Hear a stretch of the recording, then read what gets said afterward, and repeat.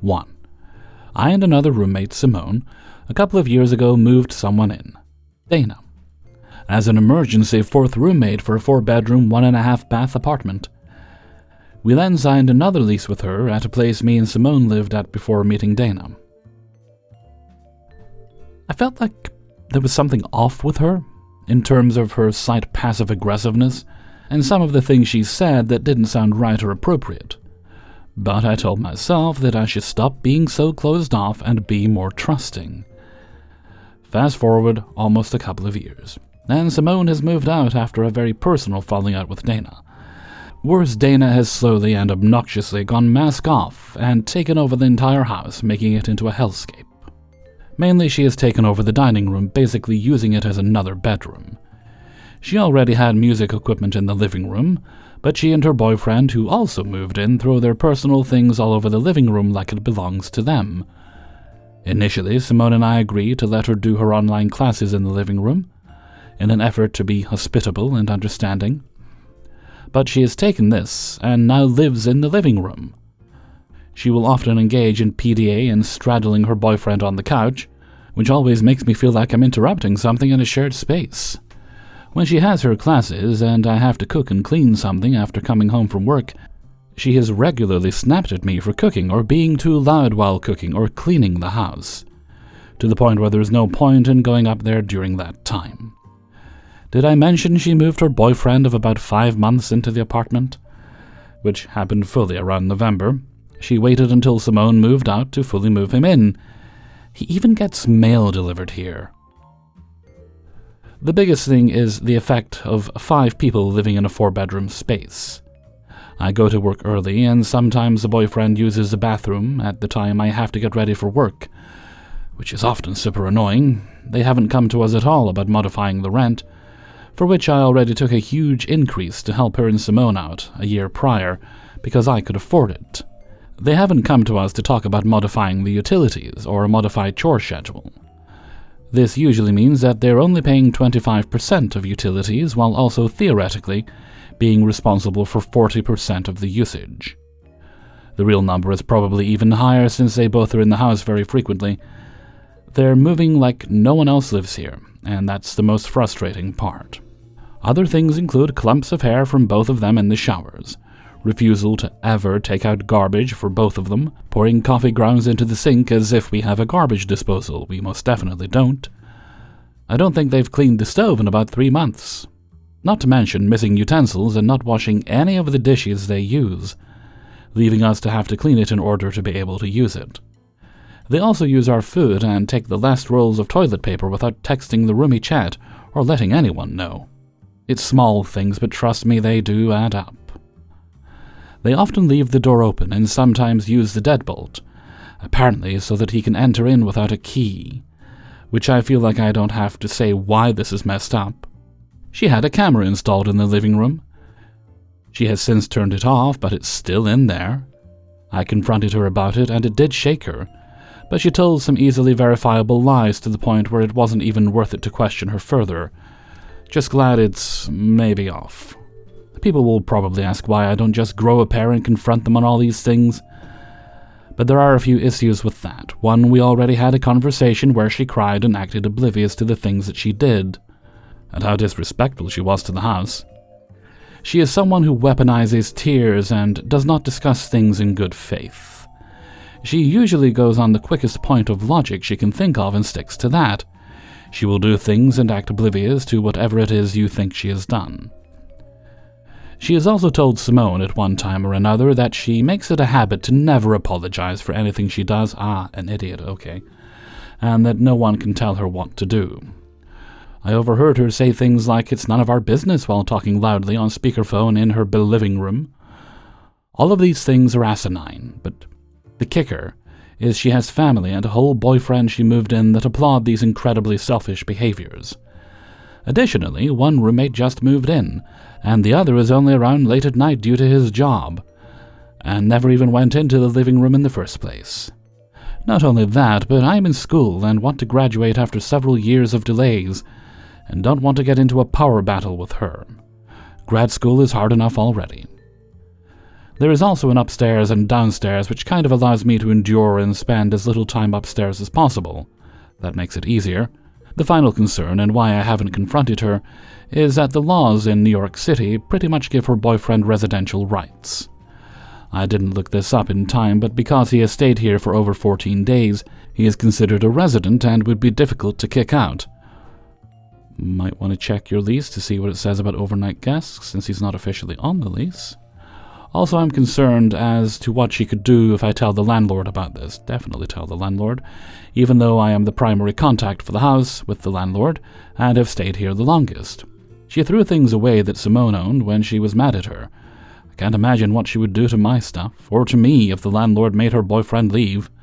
I've already been through this before with another former roommate, trying to call the cops on me shortly after our landlord told him he couldn't move his mother into our apartment. I'm just tired. I've had really bad roommates and living situations before. I have unknowingly been locked into a secret Airbnb, and the first person who tried to move a loved one in without telling me. But the worst part is, I put all of that aside and trusted her.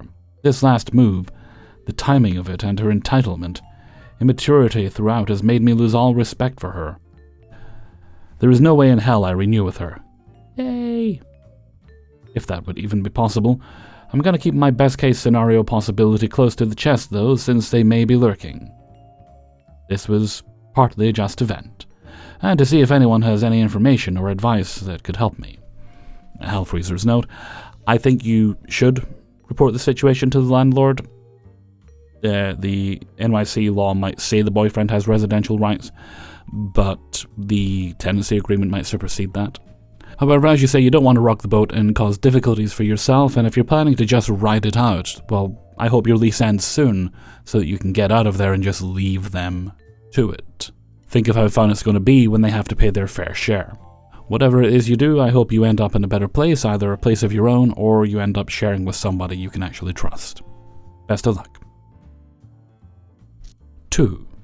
I need some advice on how to approach this situation. And I also just need to rant. My boyfriend and I feel taken advantage of and underappreciated by our roommate and don't know how to proceed. It's to the point where we're angry on a daily basis and constantly exhausted. Background and context. September, my boyfriend, 30 years old, was living with a roommate who did not contribute at all for the year they were there and was trapped in a lease with them. So he moved me, 25, female, in for financial support, and also petty pressure to get them to move out. They had an agreement to be out by December 1st at the latest. However, a week before my arrival, his good friend, T, 24, male, was kicked out and needed a place to crash. My boyfriend let him crash on the couch. 4 people, 2-bedroom apartment, but now 3 people chipping in financially. November, boyfriend's first roommate was supposed to move out, but hit him with, "I'll tell you when I'm ready to go." Sorry, buddy, that's not how this works. You just go. So, boyfriend T and I all agreed to be petty and move out that month and stick first roommate with the lease. The office was on my boyfriend's side, so they made sure he was off the lease despite the first roommate not wanting to cooperate. We found a place and moved in a week of making this decision. Important notes. T picked the apartment and would not consider any other options that I proposed because he wanted to have a garage. Didn't like the areas I proposed, despite them being within a 3-block radius of where we ended up, and assured he'd cover the increased cost. I conceded on the condition that the free month of rent for January offer they advertised was still accurate. They ended up not having garages available. He was still persistent. I kept telling him to ask about the special before moving forward, but of course, I get home from work and the paperwork is done. Didn't find out until after that the offer advertised was no longer in effect. Previous rent was $1,000 for a 2-bed, 2-bath, and about $300 for utilities and internet. Now it's $1,460 for a 2-bed, 2-bath with no garage and $350 for utilities and internet. Boyfriend and I covered all move-in costs minus a U-Haul rental, which T covered. I had to quit my job due to the distance and not having transportation. I refuse to spend $60+ on an Uber or Lyft daily, and there's no bus system in this area. T has a vehicle, but our schedules conflict. Plus, I've been late almost every time I ask for a ride now that I'm at my current job. Now I spend about $20 a day on Uber and Lyft. T lost his job a few days after we move in for having to take a collective 3 weeks off, 3 separate call-outs, due to medical issues during the probation period. He got a new job a week later, but gets paid half the rate and 40 hours or less instead of 60 plus. January I get a job. Now with all that in mind, here comes the rant, so I'm sorry if this is all over the place.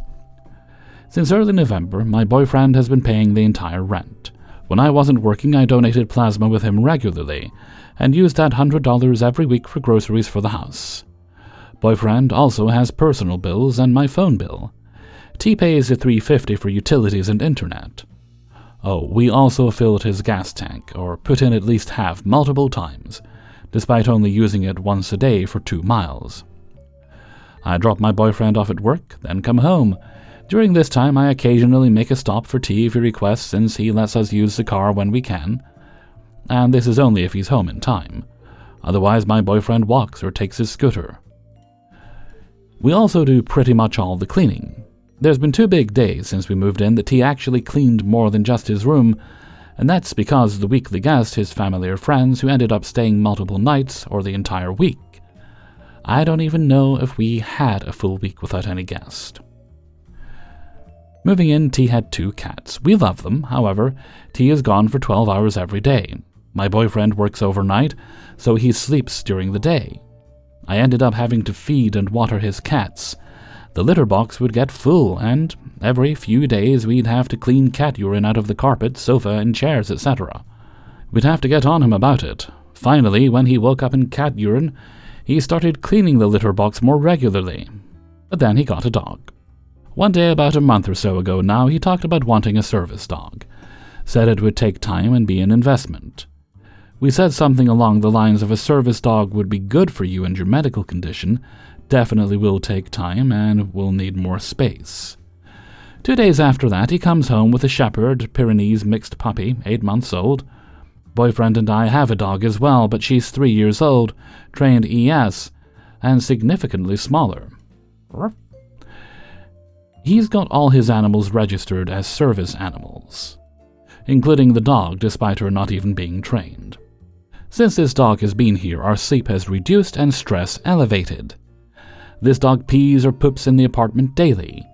Many days T does not take the dog out. If he does, she pees and that's it. He doesn't give himself enough time before work to take her out long enough for her to go, and is too tired when he gets home. Now my boyfriend and I have been taking her out whenever we take our dog. She destroyed the first kennel and kept breaking out. She destroyed the blinds everywhere but our bedroom. We don't allow her in. She has scratched up huge chunks of carpet.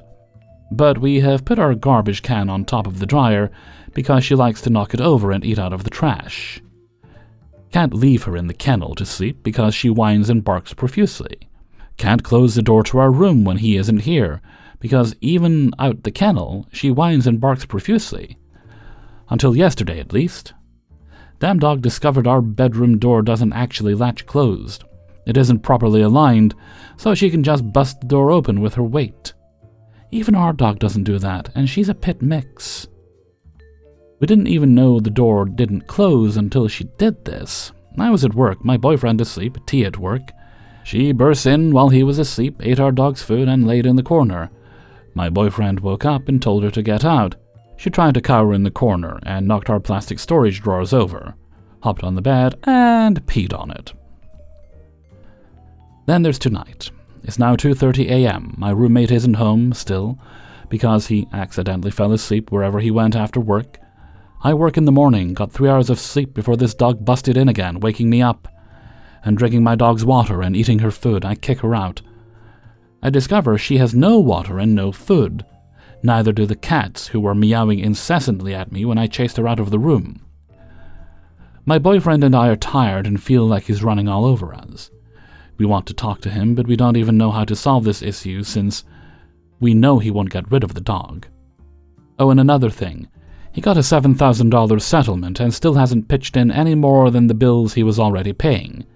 Still hasn't fixed the dog's damages, bought himself a new computer, hasn't replaced anything he nor his guest used.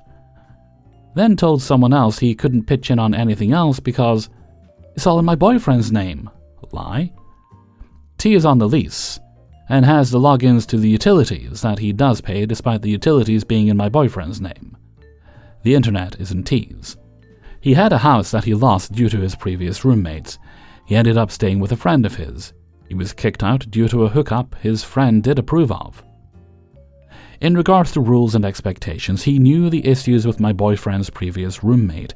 He agreed to clean and help with bills while he was crashing on the couch, which he did. He agreed to continue to do so.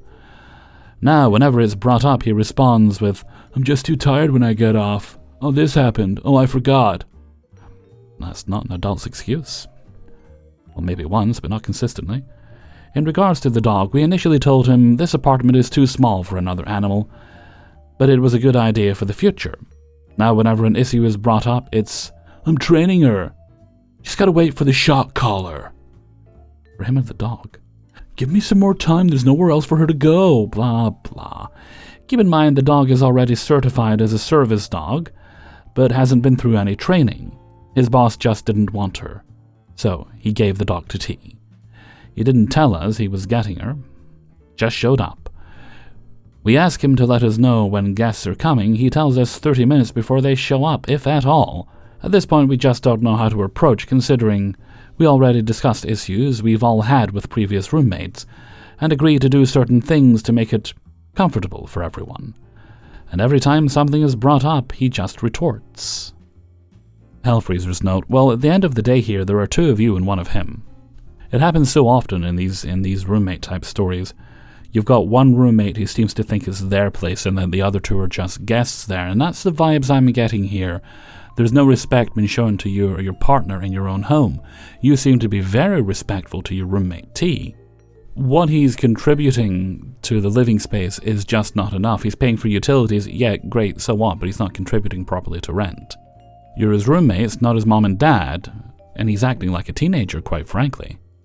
What kind of an adult gets $7,000 and then doesn't take care of the essentials before they allow themselves any kind of treats? There's a lot I could do with $7,000 right now.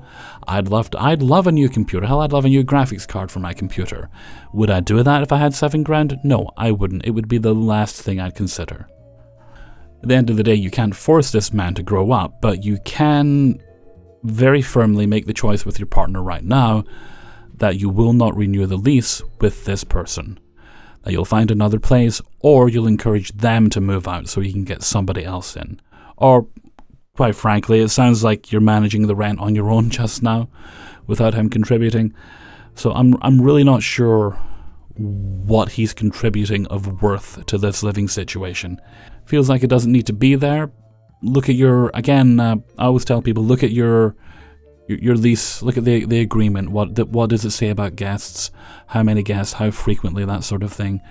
If he's violating these rules, maybe talk to your landlord and look, say, hey, we've tried to manage it. He won't listen. We don't know what to do. Can we maybe get him off the lease? Or can we get out of the lease early? Whatever is the least hassle for you. And that's before we even get to how he's treating those poor pets of his. Because he might say they're registered service animals. They are pets, clearly. What I would encourage you and your partner to do would be to gradually just divorce yourself from him as friends. Don't rely on him for anything. Don't make use of his vehicle. I'm sure you're already working towards getting your own, and continue in that. Speed it up as much as you can. So when the time comes to cut him out of your life, he can go without a care or a thought. Of course, maybe he'll wake up tomorrow and, I don't know, he'll have had 3 ghosts visit him in the night, and then suddenly he's acting like a responsible adult. But short of that happening, you need to get him out of your life. 3. This was a little bit ago, but it still bothers me, so I felt I should share my story. I lived on a farm for a while, in a very small communal house which I'd rented out a room for. The walls were extremely thin, and some of the people who worked on the farm also lived there, myself included. The only person who consistently stayed there year-round had an RV outside the house, which was their primary living space. They paid rent for a plot for their RV, but not the house. They constantly used the inside of the house for most activities, including just hanging out. At first this didn't bother me, and it never bothered me when they'd use it for cooking or showering, simply because those accommodations were not functional in their RV. I did mind, however, when they would leave food out for weeks on the stove. To their logic, reboiling it every day was just as okay as refrigeration, or would leave dishes out a lot. Eventually, there came the point where they didn't have their RV for a little bit because it was being repaired. I kept the heat at 70 in the house because I have sensitive animals and I didn't want them dying to extreme winter cold. Heat lamps weren't an option for these animals. During this time, they did not pay any rent or utilities. They consistently complained about the temps despite knowing about my situation with my animals.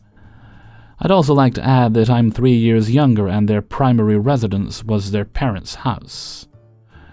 So they did have another place to go, and I did not.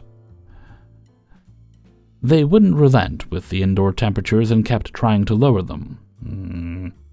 I get 70 can be high for most people, but in my opinion they weren't paying rent or bills, so why would they have any say in the temp? Plus, they have another home to go to. During that last time, I was also dating a lot. I would occasionally have a guy over from Tinder after asking them if it was okay first. The answer was always yes. This didn't happen often, and I'm very careful about who I allow into my home. One day, I wake up to overhearing them in the living room complaining about this to someone on the phone, then claiming it was against the lease agreement. Untrue. I came out and told them they should have talked to me about it if they were so upset over something that happened a month ago, even though they gave their consent, and I thought that was it. Next thing I know, they contacted our landlord about it, and decided to let the whole community know that I was having people over I met on Tinder. Total of 2 guys, very sparingly, and never in the same time grouping. We lived basically on a commune, so I was pretty upset that now all our neighbors knew about my private life. We were no longer friends after all this happened. They did end up marrying themselves at some point, yes, you heard that correctly, so I guess it was fitting, had a ceremony and everything. I don't know, the whole situation was weird. Just wanted to share about my experience. 4. I've lived in this house for a while, and the way we handle shared utilities is whoever has their name on the bill puts it on the fridge, with a due date, amount each person owes written on the envelope. A new roommate moved in a little while back, and she asked to be texted when the bill goes up. That's fine, except I'm terrible at remembering to text. I don't know why, it's just never been something I'm good at. Especially lately, I've been dealing with health problems and have a lot on my plate, so I'm just doing things by default and barely getting by. I posted the utility bill last month but forgot to text the new girl when I did. She didn't pay her share. Her share is already a week late. I have automatic bill pay and I've been so overwhelmed lately that I didn't notice until today. I asked her to pay and she says she will when I text her the amount. I don't know the amount off the top of my head, and I'm dog-sitting, so I'm not anywhere near the house to check. But I don't see why I should have to check for her. It's a communal bill, stored in a communal place. She's an adult. None of the other roommates have had a problem with glancing at the fridge and paying their share before the due date. I told her I'm not going to be back home for a while. She said she won't pay me until I text her because she wants to have a digital record of the bill through text. I don't see why I should be responsible for her record-keeping preferences. She could text me the amount she pays if the text is so important to her, and I told her to do so, but she is refusing until I send her the text. I don't feel like driving 20 minutes back to the house to look at the bill. This feels like a dumb thing to feel so upset about. I think I'm just feeling so tired of roommates that every little thing is really getting to me, to the point that I'm ruminating on this right now. I just feel so angry, it's dumb. Sending a text for the utility bill shouldn't be that hard, it's a simple request. I keep forgetting to do it. I don't feel like I should be having to cover her portion of the bill because I'm bad at texting. I'm good at posting a bill to the fridge when I get it because that's been my routine. Am I being ridiculous for being angry about having to ask my roommate to pay me when I think she should just know to do it? Is our house's current system of posting communal stuff on the fridge bad, when we could be transitioning to digital methods for all this stuff, like New Girl wants? I like having things physical personally. I also don't feel like I should have to change my routine for every new roommate. Am I wrong for not texting her and expecting her to be able to look at the fridge and pay me on time on her own? Am I being ridiculous? All I have to do is text her the amount when I get home next week, and be better at texting in the future. In the time I took to write this post, I could have found the utility on my bank statement and texted the amount for the new girl, or set up an account on the utility website, or looked through the Venmo deposits for my other roommates to find the amount for her, but I haven't. I just feel so angry. There are so many real problems that I could be focusing on. Why is this getting to me so much? If you're still here, thanks for listening to my dumb vent. Hellfreezer's note: I don't think ridiculous is the word I would use to describe how you're feeling. You've said yourself you're having troubles right now. There are other things that are getting you down. So this thing here, this minor thing here, perhaps, I'm just speculating, has become a focus for you because you can control whether or not you send the text to her, but you can't control what your health is doing or what other things are doing right now. When she moved in, you did agree that you would tell her when the bill went up. You did it a bit late this month, but you have kept that obligation. You have told her when the bill went up. So from your point of view, perhaps you're thinking, well, I've done my part. Why should I be giving in to any other demands? But it's also not getting you paid. As you've said, there's any number of ways you could have gathered that information very quickly. But maybe you're just feeling the need to be a bit rebellious about it right now, and that's okay. It's reasonable to want to thumb your nose, and hopefully your relationship with this person is otherwise good, and this won't have any long-term effect. Although, I must say, just send the text and get the money, okay? It's really not worth the headache you're giving yourself in the long run. 5. I'm a 24-year-old man, and I've been living with my roommate, who is 29, for 4 months now. At this point, I'm beyond fed up with him, but also don't see any other option than trying to get things to be better. So after years of struggle with regards to housing, having been kind of homeless, living in a tent, caravan, etc., and having been threatened by scammers illegally subletting an apartment, I finally managed to rent a place for a reasonable price, and it's a fully renovated apartment to boot. I chose him as we worked in the same gym, got along well, and he seemed like a decent chap. As I was the one in contact with the rental company, I have done all of the work for getting the apartment. All he's had to do was sign the contract and pay his dues, which is fine, and all I ask in return is, well, not being a caveman, taking care of the place, and having an equal share in doing things for the apartment. Today was the last straw to break this lowlands camel's back. He didn't bother properly putting the cap onto the bottle of olive oil, which he subsequently put on an unstable spot. No big deal, can happen. I accidentally knocked it over trying to grab something, so of course, oil all over the floor. As I am cleaning this up, he appears next to the kitchen. I called out his name and tried to remain calm. I told him, if you put a bottle away, you need to put the cap on properly. As he always does when I give him criticism, he got defensive, claiming he did. And he always does. I told him that if the cap comes off simply from being knocked over, it wasn't properly twisted on there. We had a back and forth on this 4 times until finally I said, not yelled, though I definitely raised my voice and was clearly angry and absolutely lost my cool, it doesn't just come off from being toppled over. All I'm saying is put it on there properly next time, end of discussion. He then left without saying a word. Later on he came back home, and after a minute or two, stormed and stomped in my direction and said, "One word, don't yell at me again," and stormed off, even though it's 5 words and a contraction. Him not being an adult, simply saying, "Oh, my bad, I'll keep it in mind," and perhaps offering to help cleaning, rather than pushing back and absolving himself of blame, is what really annoyed me, on top of everything else. This happened last night, after a morning where he woke me up with what sounded like a deliberate slamming of doors, and a few days after him sending me a rant, after me asking him to not leave the kitchen completely gross and unusable. Couldn't even put down a glass of water if I wanted to. And a few days after my second session of EMDR, of which he knows the pretty major after effects I'm having. My frustration is caused by a long line of grievances that had already started before we started living here together. To name a few: decided it's a great idea to hop on steroids even though he barely had money for anything, he claimed. Got angry at me for pointing out, 2 months after, when he said he'd pay me back several $100s he owes me.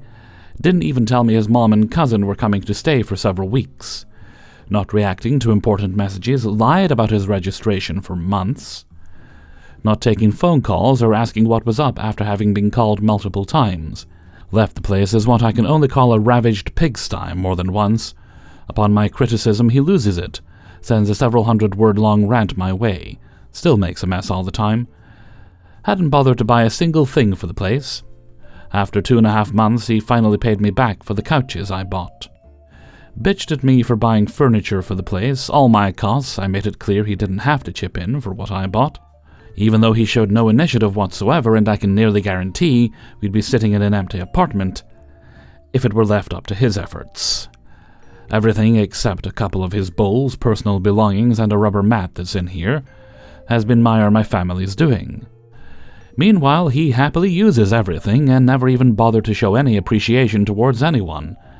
When we picked up a washing machine we got for free from my uncle, he didn't even bother saying thank you to him or anything alike. He generally leaves things nasty. In a span of 3 weeks while I was gone, he hadn't even bothered cleaning the same crap stain from before I left out of the toilet.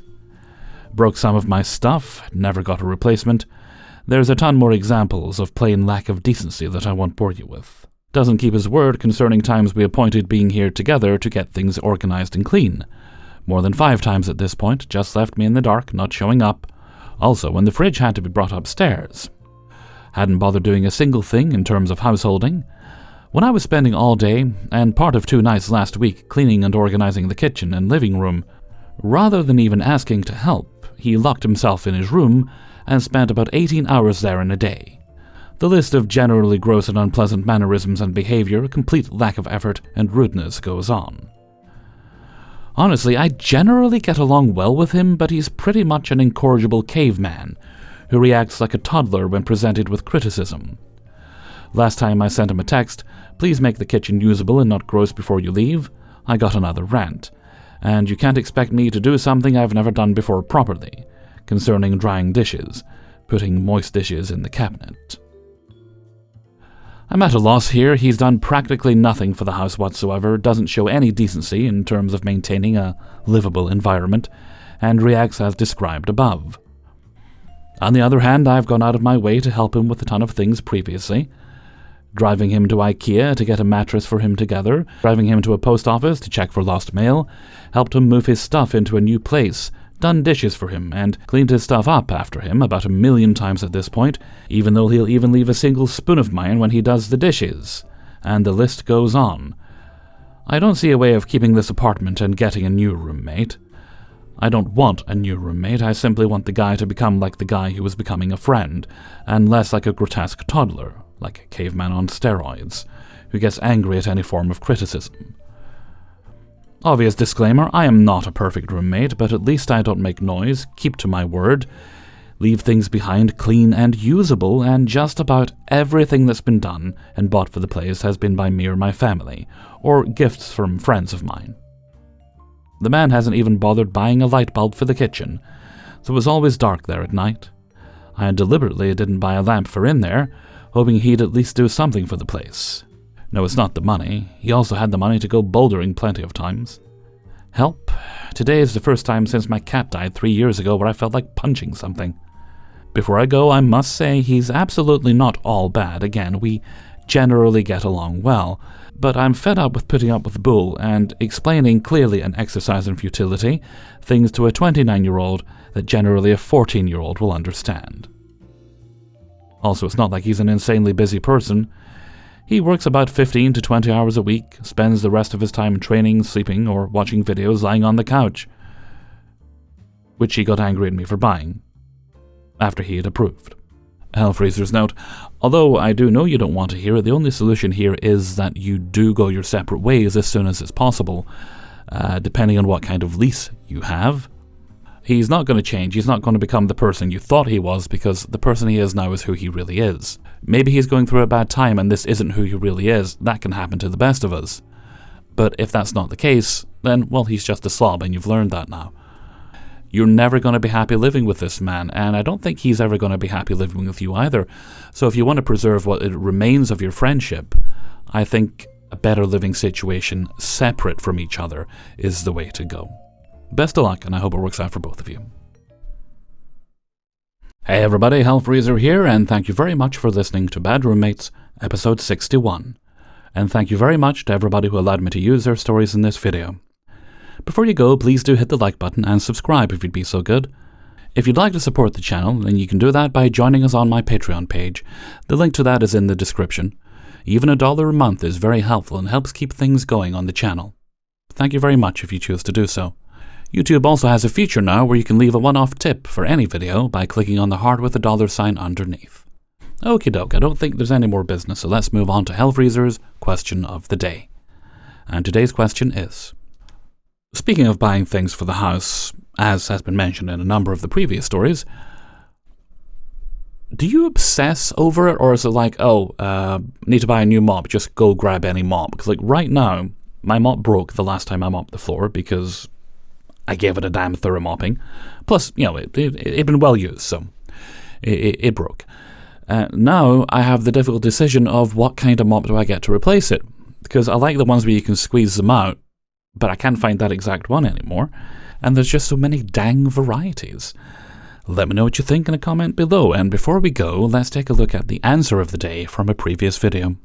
And today's answer came from Bad Roommates 59, and it was about your preferences for coloured lighting and mood lighting and such in your home.